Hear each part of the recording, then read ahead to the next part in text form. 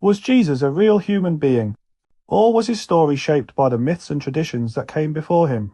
To explore that, we have to step into the ancient world, a world already full of stories about divine births, miracle workers, and figures who die and return in some form. Across cultures like Egypt, Greece, Persia, and India, these themes appear again and again.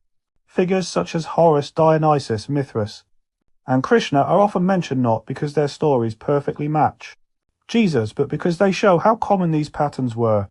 This is what scholars in comparative mythology point out.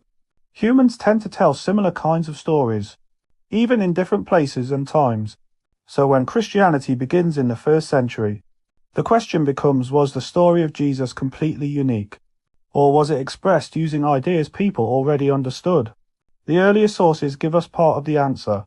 The first writings about Jesus come from Paul the Apostle.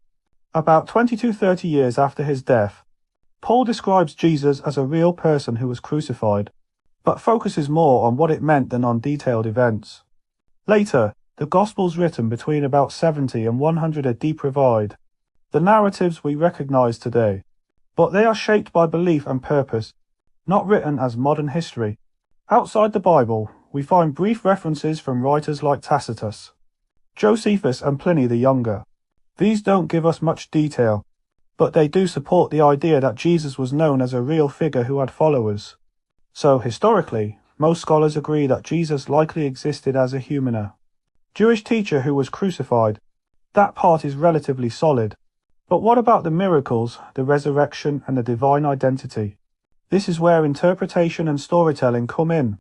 In the ancient world, telling someone's story wasn't just about recording facts, it was about expressing meaning.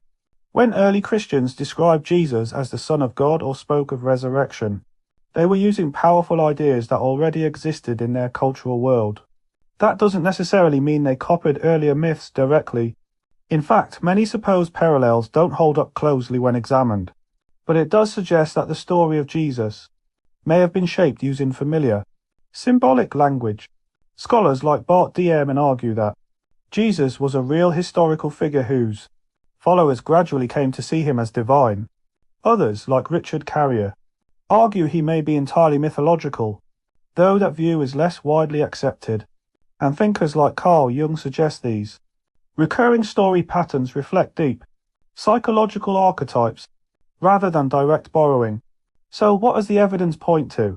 Most likely, a real human figure whose life was later interpreted, expanded, and expressed through the kinds of stories. Humans have always told stories about meaning, suffering, and the possibility of something beyond death, not purely myth, not purely history, but something in between.